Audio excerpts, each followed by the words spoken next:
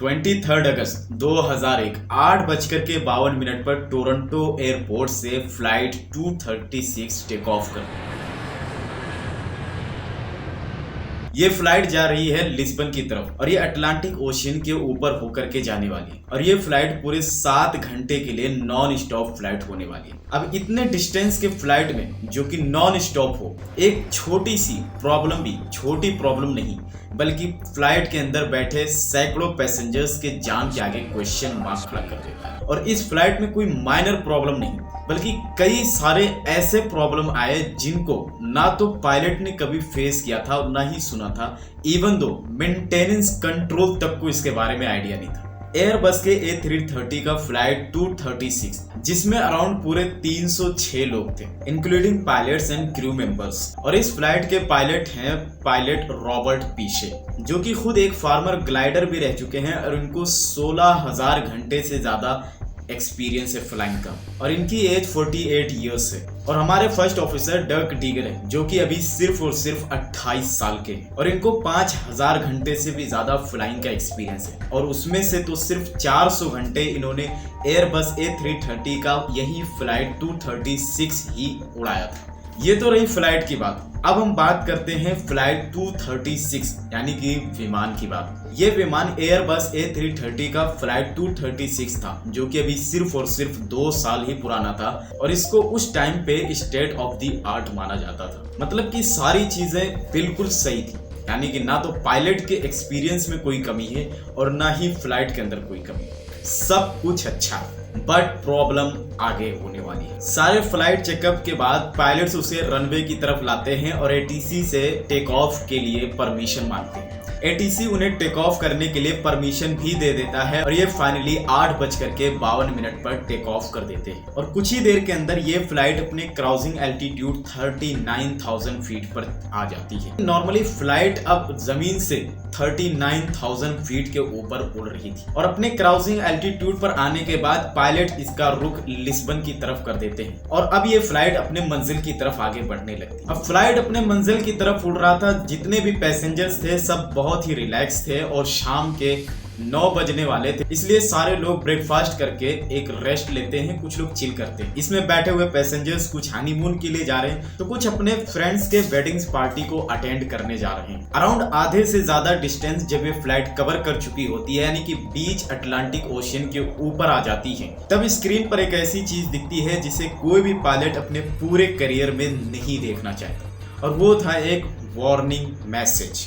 और ये warning message indicate होता है कि ऑयल टेम्परेचर लो हो रहा है और ऑयल प्रेशर कंटिन्यूअसली बढ़ता जा रहा है। इस टाइम पे ये प्रॉब्लम ऐसा था कि 48 साल के कैप्टन रॉबर्ट पीशे और 28 साल के फर्स्ट ऑफिसर डर्क डीगर ने ऐसा प्रॉब्लम ना तो कभी फेस किया था और ना ही कभी इस बारे में सुना था। First officer डर्क digger flight manual खोलते हैं और उसमें सॉल्यूशन ढूंढते हैं कि इसका क्या सॉल्यूशन होगा, बट अनफॉर्चुनेटली उन्हें इसके रिगार्डिंग कुछ नहीं मिलता। अब यहाँ पर आप सोच रहे होंगे कि ऑयल टेम्परेचर हाई जा रहा है और ऑयल प्रेशर लो आ रहा है तो इससे क्या फर्क पड़ता है। बेसिकली जब फ्लाइट ऑपरेशनल होता है तो उसका ऑयल टेम्परेचर कंटिन्यूअसली बढ़ता ही रहता है और यहाँ पर ऑयल टेम्परेचर लगातार लो होते जा रहा था। इसका मतलब कुछ टेक्निकल प्रॉब्लम है। जब फर्स्ट ऑफिसर डर्क डीगर को इसके रिगार्डिंग फ्लाइट मैनुअल में कुछ नहीं मिलता है और कैप्टन रॉबर्ट पीशे को भी कुछ नहीं समझ में आता तो वो मेंटेनेंस यूनिट को कांटेक्ट करते हैं और कांटेक्ट करने के बाद उनसे इस प्रॉब्लम को शेयर करते हैं एंड अनफॉर्चुनेटली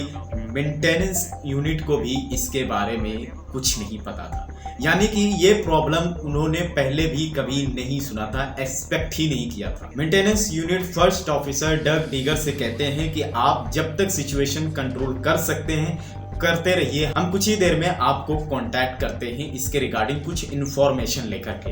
हालांकि ये प्रॉब्लम इंडिकेट कर रहा था राइट इंजन के लिए, लेकिन अभी भी उड़ान में कोई फर्क नहीं दिख रहा था। फ्लाइट अपने ही एटीट्यूड से और अपने ही एल्टीट्यूड पर लगातार अपने मंजिल की तरफ आगे बढ़ रहा था और मेंटेनेंस यूनिट ने भी कह दिया कि जब तक सिचुएशन कंट्रोल हो रही कंट्रोल करो, हम फिर आपको कांटेक्ट करते हैं। तो इसके बाद कैप्टन रॉबर्ट पीशे इसे एक कंप्यूटर बग समझ करके काइंड ऑफ रिलैक्स हो जाते हैं, लेकिन उनका ये रिलैक्सेशन कुछ देर तक नहीं चलता है। करीब आधे घंटे के बाद एक मैसेज इंडिकेट होता है, लेकिन इस बार प्रॉब्लम और बड़ी थी क्योंकि ये मैसेज फ्यूल के बारे में नहीं बल्कि ऑयल के बारे में थी और ये मैसेज था कि राइट इंजन में फ्यूल लेफ्ट इंजन के कंपैरिजन में कम है। बेसिकली होता क्या है कि कमर्शियल एयरलाइन में फ्यूल दोनों विंग्स में इक्वली डिस्ट्रीब्यूट होता है और इस मैसेज में इंडिकेट हो रहा था कि राइट इंजन में फ्यूल कम है। लेकिन ये एक्सपीरियंस्ड कैप्टन्स के लिए कोई बड़ी प्रॉब्लम नहीं थी।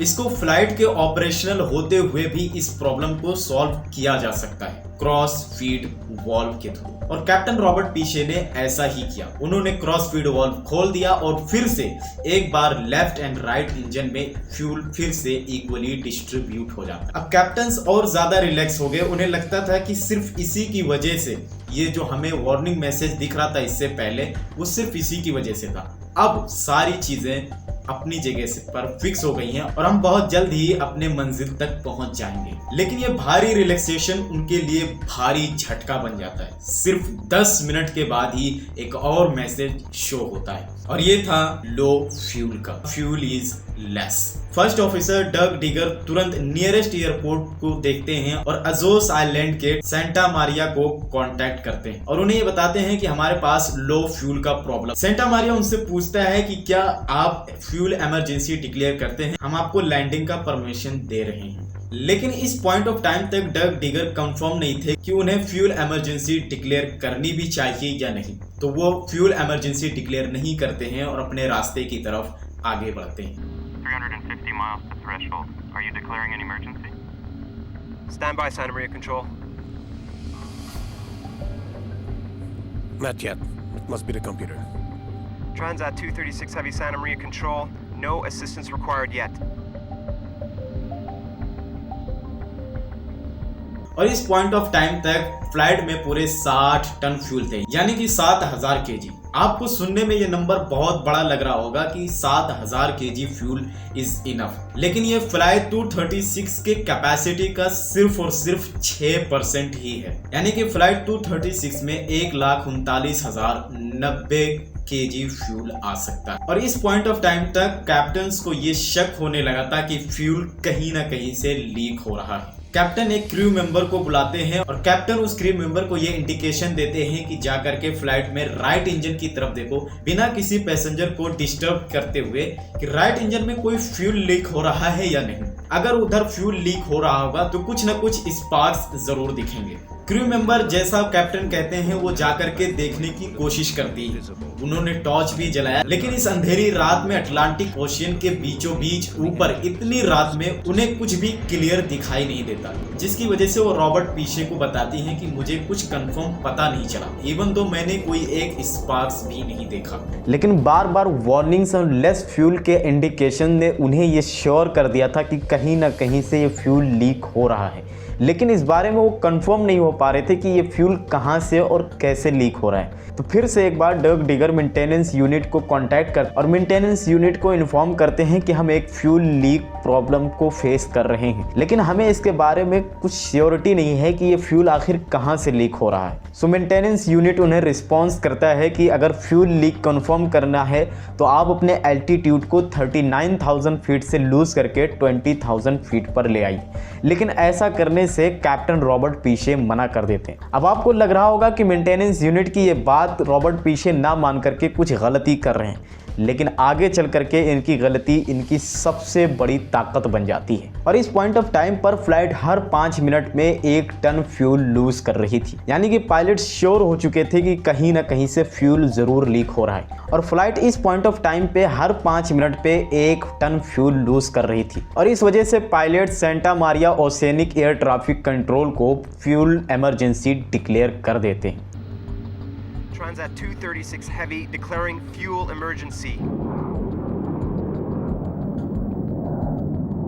और अपने फ्लाइट का रुख तुरंत ये लेजस एयरबेस की तरफ कर देते हैं।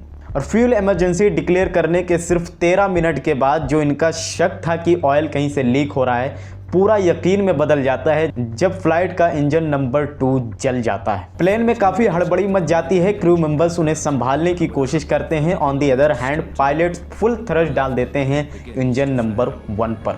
और इस पॉइंट ऑफ टाइम पे फ्लाइट लेजस एयरबेस से 280 किलोमीटर दूर है और अभी ये 39,000 फीट के एल्टीट्यूड पर उड़ रहा है। लेकिन कैप्टन रॉबर्ट पीछे 39,000 फीट से एल्टीट्यूड लूज करके 33,000 कर देते हैं, क्योंकि ये अब सिर्फ और सिर्फ एक इंजन पर ही चल रहा था।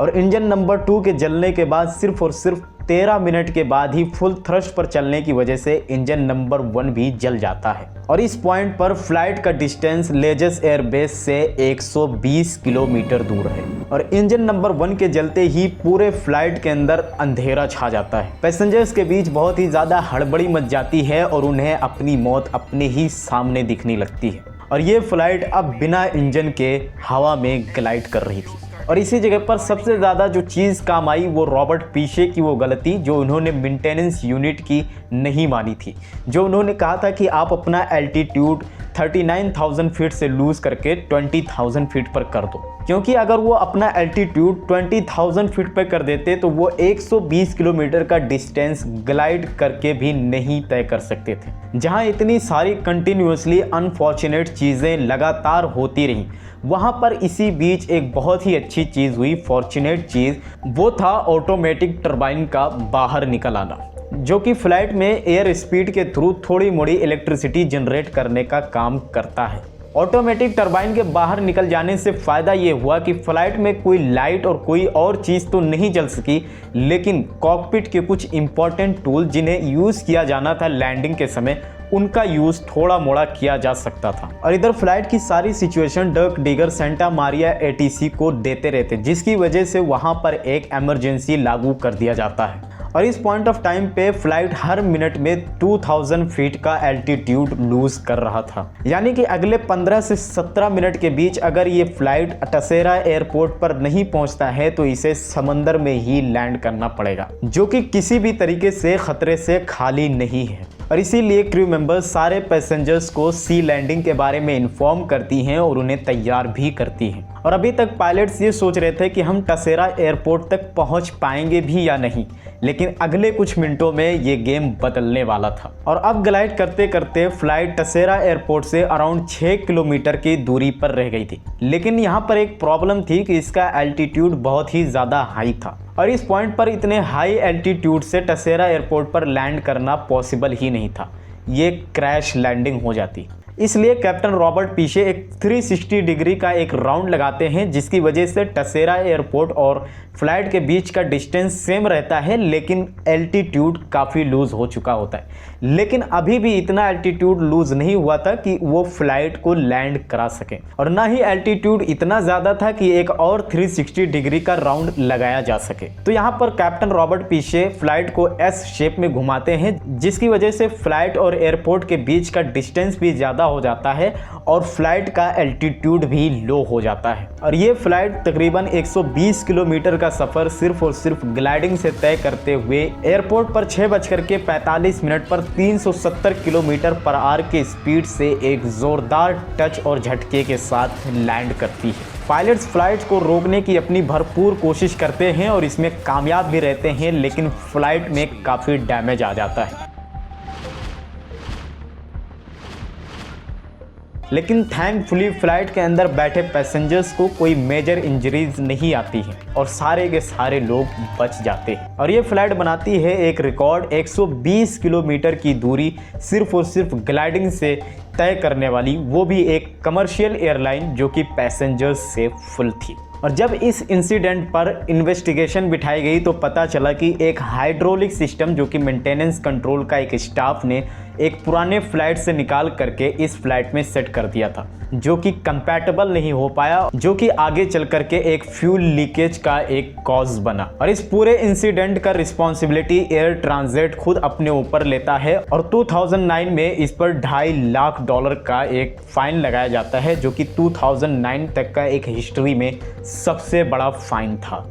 We have to realize that there was a small mistake made in terms of changing the pump. We installed it, but then some pipes, so to speak, were needed to be connected to the pump, but there was a mismatch. और 2002 में captain Robert पीशे को airline pilots association के through एक award दिया जाता है। ये award था सुपीरियर एयरमैनशिप अवार्ड। और इसके बाद एयरबस A330 में एक अलग से चेंज लाया गया जो कि एक फ्यूल लीकेज को कंफर्म करने के लिए था। ये कहानी हमें बताती है कि हमें कैसे अपने आखिरी सांस तक हमें एक साहस के साथ आगे बढ़ते रहना चाहिए, अपनी उम्मीद को कभी नहीं छोड़ना चाहिए। अगर ये वीडियो आपको अच्छी लगी है और इन्फॉर्मेटिव लगी है तो आप मेरे और सारे वीडियोस को चेकआउट कर सकते हैं। पूरा वीडियो देखने के लिए धन्यवाद।